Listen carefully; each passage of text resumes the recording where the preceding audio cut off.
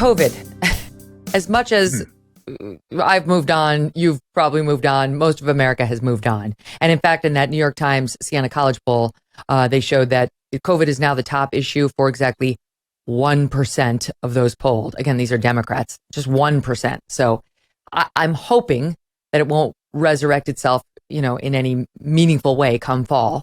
But it's starting to in the more blue cities like LA and New York.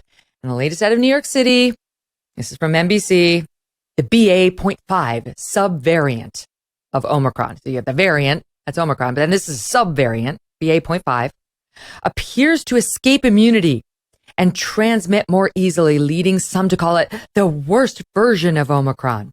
All 5 New York counties have been added back to the CDC's high risk category for COVID spread. This is just this past Friday. Face masks are now again recommended for everyone indoors in New York City and in any public setting, regardless of vaccination status. They want the masks back. They don't care whether you're vaccinated. They haven't yet mandated it, but some on their left are freaking out that it's not a mandate. So that could very well come. And if these numbers go up more, I bet it will. What do you make of it? Well, I think it's important that we all have a certain amount of humility when we talk about COVID, because this thing is nefarious and it changes, and it's very hard to predict what's going on. But let me just a couple thoughts. The R naught on this thing is something like 17. Masks aren't going to do much with this thing. And let's be clear, the research shows very clearly the paper and surgical masks and cloth masks that everybody wears do next to nothing. That if you want to protect yourself, you can with a properly fitting N95 mask worn religiously. You have to wear it absolutely perfectly at all times. You can protect yourself. You're doing next to nothing for other people. You're protecting yourself. Just like when we go into a room with an infectious disease in the hospital, we don't mask the patient. We put on the N95 mask, and that protects us as caretakers. So that's the one issue, the mask issue. The other is the BA.5 is here. It's really coming on fast. It is highly infectious, as I said. And I've seen a lot of it. I've seen a lot of it already. And here's where things are different.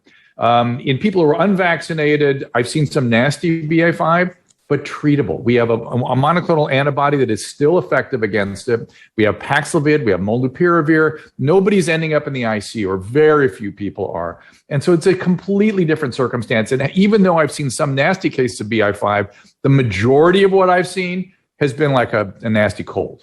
And that's been it. And so for us to fly into another panic, here's where they tried to get us. I don't know if you saw this last week, but a study came out and said, oh my goodness, if you've had COVID, you have a high probability of having end organ damage the rest of your life. Did you see that study?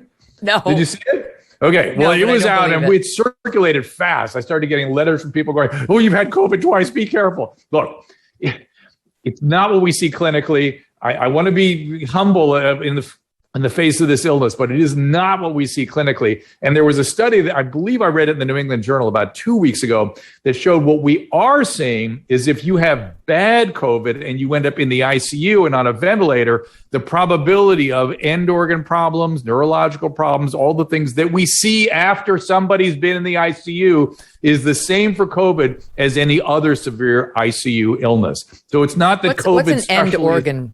Brain, liver, kidney, that we're seeing dysfunction. And they focus on the brain because the brain is injured. There's a microvascular injury, just like getting hit in the head.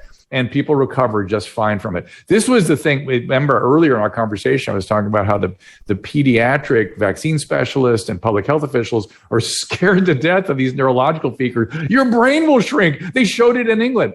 And guess what? Yes, that happens after a lot of severe illnesses. And then we recover. We compensate. Happens a lot in adult medicine. This is not something, strictly speaking, unique to COVID. However, I'll say it again, we should be humble in the face of this illness. There's been a lot of surprises and twists and turns with it. The mandatory vaccinations are still being required in several professions, most schools. The military enrollment is down at like record low numbers in the Army, in the Navy, in the Air Force. The Marines, I think, is the only one that's on track to hit its recruitment numbers this year. And they're saying in part it's because of the wokeness in the military. There's a whole report out on this, and they've asked some congressmen who are in the know and connected. But in part it's because of the vaccine mandates. And these young people don't think they need it and they don't want it and so on. And this in the wake of Vinay Prasad, you mentioned earlier, he tweeted this out in May. CDC study, didn't get a lot of attention. We all know why. That showed the second dose of the vaccine, this is a Pfizer, but it's the same for all of them. Second dose of the vaccine has zero effectiveness against Omicron by 3 months after the second shot. Okay. So you tell some guy to join the Navy, you have to be double vaxxed. And he says, okay, I'll do it. And he doesn't really want to do it, but he does it. And 3 months after that second shot, he has zero protection against Omicron, which is really the variant that we're dealing with. What the hell is the point of this? Look, there's even more damning data that shows that the second vaccine, particularly at the duration, the distance we're taking that second vaccine from the first, markedly increased the risk of myocarditis in young men. Look, I sort of look at it as in the initial phases of Alpha and even Delta, it was sort of wartime decision making. I mean, people were willing to take a lot of risk with this vaccine to try to get us out of this. And I think that was probably appropriate. Now, the same risk, maybe more, are being taken. And is that appropriate now with a vaccine that we know has a certain amount of problems with it? That there is no perfectly safe vaccine. And the mRNA vaccines, and frankly, most of the spike protein vaccines have their problems. What I find interesting also, and I don't understand why they're delaying Covaxin and the Novavax and the inhaled and intranasal vaccine. What is going on with the CDC? They rushed the two out, and then Johnson & Johnson, and we know what happened with that one. And then these other ones that look like really good alternatives, might be safer, don't require two vaccines necessarily. They don't seem to be in any hurry to bring that out. And in the meantime, all these mandates are underway that seem sort of illogical in the face of the data we now have. Yeah, I don't know. And vaccinating young kids, those are hard decisions to make. I don't know how you make that decision. I'm glad I'm not making those decisions. No, it's very disturbing. Trust me, as the mother of 3 young children, I'm angry about the position I'm being put in. Our school, our boys' school, just sent out their doubling down on their mandatory vaccination policy. They don't get expelled for not having it until they're 16. And my oldest child is 12, almost 13. But you can kiss school sports goodbye. You can kiss field trips goodbye. And so, they're trying to twist all of our arms into doing it at the youngest age possible. They don't care. They don't care my little guy's 8. They want me to stick a needle in him twice so that he can go on the damn field trip. I mean, it's infuriating.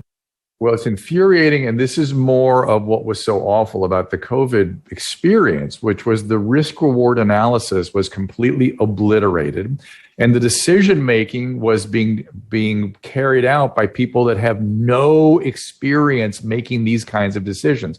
If somebody were to say to you, Ms. Kelly, go work with your pediatrician, and you and the pediatrician decide what you want to do. Perfect.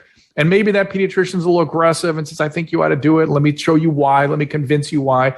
You and that pediatrician would decide what to do, as opposed to some bureaucrat who's not a medical person, or if they are a medical person. Look, the director of public health in LA County is a sociologist. She has zero clinical experience. Let me follow up with you on that.